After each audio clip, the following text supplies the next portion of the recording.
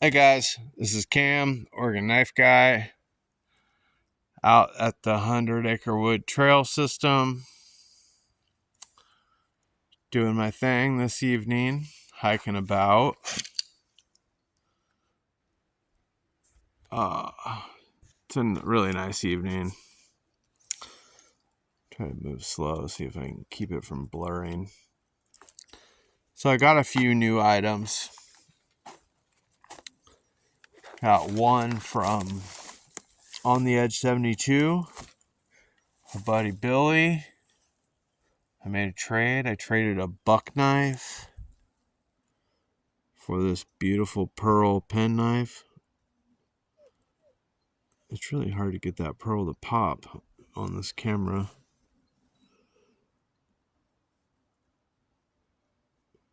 Trust me, it's all kinds of fiery if we can get it at the right angle. It's not showing very well on the camera. Oh, and then I got these. I found these on Etsy. If my eyes worked better, I'd give you a name. Maybe if I get close enough, I can show the name. Well, enough of that. This is the main show anyway. This is a Queen-made Winchester. I can't get that tank stamped. Oh, there we go. Made by Queen in '87. This is the coffin jack, or coffin-ended Coke bottle. It's got the federal shield. Funny enough, that also has a federal shield. I love that little green penknife. I didn't know it was that small when I ordered it. I thought it was like the size of a traditional British like Wharncliffe, but you know, a lot of the British Wharncliffes are that shadow pattern like that. And I just didn't see, but I'm loving this. That long straight spear. I thought this was smaller also when I ordered it. I thought that one was bigger and I thought this one was smaller. But this is perfect. 3.5 inches closed. I love that spear blade. And then the pen is nice also. This is one of them ones made back then. This is that old bone from Utica. But I don't know what they called that jigging pattern. Pick bone, or I'm not sure. Not sure what they called it. But loving those. Thanks, Billy, for the penknife. That fits in my collection perfectly. These other knives I got, man, Etsy. There's people stepping up on Etsy. There's just some awesome stores doing awesome things. So, other than that, I brought those to show off. Other than that, I'm carrying the Bel Air. Can't wait to get the Bel Air XL. Don't have it yet. Want to get it. Really, I'm waiting for the Bel Air XL clip point. I really like the look of the clip point. Damn it. Trying to get my other carry out. Okay. The Urban to GP Knives exclusive in CPM Rex 45. I'm liking it. I don't know if the Italians did that softer than everybody says that Spyderco normally does, but that's not, I don't know. The edge retention seems lackluster to me. Nothing impressive on that anyway, specifically. And maybe it has a burn edge and I need to sharpen it a few times. But back pocket next to my wallet, I've got the Native Chief. I've always got some whittling knives. None of those new ones or those pen knives are too small. So just to give you an idea how small those other ones are. That's a regular, like 3-inch pen knife, or 3.5 inch, I guess. I guess it's 3.5 inches. But that's a regular, pretty regular. Pen knives are usually 3.25. So I got that, and I've also been whittling a lot with the Swayback Gent by Case. Loving it. I've got another Winchester on me in my... Boys, come here. Get out of there. Oh. Boys, come here. All right. Boys, you're good to go. I won't let them get you. All right, thank you.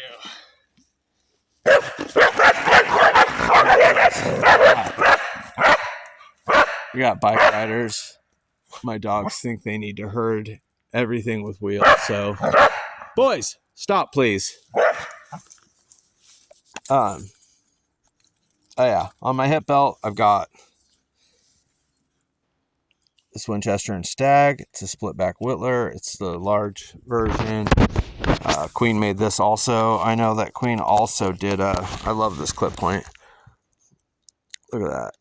It's just a beautiful knife. This one was made in 97. I've had that knife for a long time.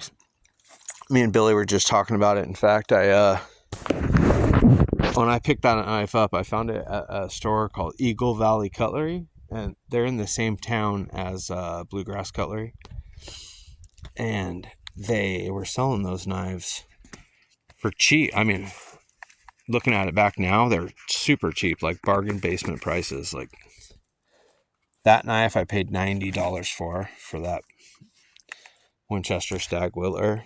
And you know, my other one, my dog leg that I carry a lot, the Warncliffe Whittler, it's also one that was, I think it was early 90s or late 80s when it was made. I paid less for it. I mean, I think I paid $60 for it or something. I know that I got a toothpick from back with the black Utica bone. Their small toothpick pattern is strange because, you know, everybody does a tiny toothpick is 3 inches, and then there's a medium toothpick, which is 4 inches, and then they do the large toothpick, which is 5 inches. Well, Winchester, and I don't know if Queen does regularly, but Winchester's, the small toothpick is 3.5, or like almost 3 5/8 or something.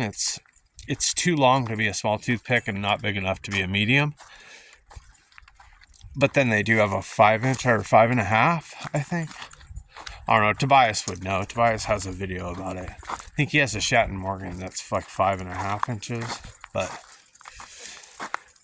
yeah, that's enough rambling. So I'm loving all those. I'm still carrying. I love this. Keep this on my belt all the time, or on my. It clips into my shoulder strap. I don't have that scalpel that was supposedly custom. I don't know. The geometry is terrible. I bought that knife to replace the knife that I ordered off, trying to think where I bought it. I think I got it off Amazon. And then it showed up and it was a straight up Benchmade Flyway clone, which is ridiculous. On the listing, it showed the knife. It didn't show any kind of markings. It didn't say that it was a copy. I knew it was similar, right? I'm not going to stand here and say that I didn't know that it was at least a copy of the freaking Flyway. I knew it was very similar. But then it showed up and it had, you know, all this shit claiming to be a Benchmade. So I ground off the logos. I did whatever I could to make it not. I actually modified this knife so it's not. The Flyway has these cool bumps down the back of it. As you can see, I ground them all off. It has not jimping. They're like rolling bumps right here. So, but I ground them all off and tried to make it its own thing. And I feel bad about giving money to a freaking clone factory, but it is what it is. I know that I'd like to put a Benchmade Flyway in my hand and check and see if the blade geometry is the same as this knife. I've been looking for a little knife like this with blade stock like this for a long time. This would be the ultimate carving knife. You know, I have that one that's a carver. I just don't like carrying it, that carving knife. It's nothing else, right? It doesn't have a cool Kydex sheath that I can clip to my freaking shoulder strap. It's not as functional. It's not a knife guy knife, right? It's a whittler knife. And I'd rather have a knife guy's knife. No, that's just me, right? Us knife guys think a little different. But almost $300 for a freaking skinny piece of steel with a chunk of plastic on the side of it, right? Like, I don't even think Benchmade puts G10 on their handles. I know it's in S90V, but still, it's not very much steel. Overall, the blade and handle together is probably less steel than a bug out combined. And then there's no pivot, there's no hardware. There's 2 screws, I guess. Very little machine time, I'd imagine. And they're charging almost $300 for it. Hell, that's ridiculous, but I know that at some point I'll probably get one so I can throw this piece of garbage clone in the trash. But that's all I got. I'm loving that Winchester. I don't know. I don't know. I don't think I talked about it as much as I really wanted to, but I'm just rambling on at this point. No one's probably here anymore, but for those of you who are here, I'm going to show the piece that I forgot to talk about. So, you see that detail on the top bolster? Come on. See that? I love that. It's just a gorgeous knife. Super stoked. Super stoked. Alright guys, there's Odin, and the one on the right, Cyrus, and I'm Cam, the Oregon Knife Guy, and we're out.